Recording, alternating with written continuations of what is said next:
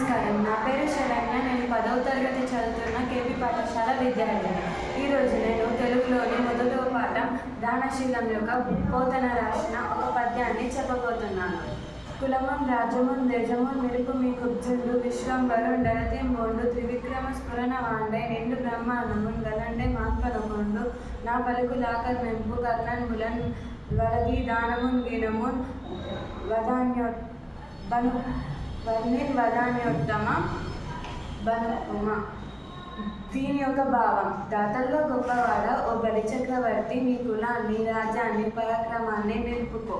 ఈ పొట్టివాడు విష్ణువు కొంచెం మాత్రమే తీసుకొని పోయేవాడు కాదు, 3 అడుగులతో 3 లోకాలను కొలిచే త్రివిక్రమ రూపాన్ని పొందుతాడు.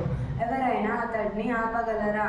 నా మాట విను, దానం వద్దు గీనం వద్దు, ఈ బ్రహ్మచారిని వామనుణ్ణి పంపించు అని రాక్షస గురువైన శుక్రాచార్యుడు బలిచక్రవర్తిని హెచ్చరించాడు. ధన్యవాదాలు.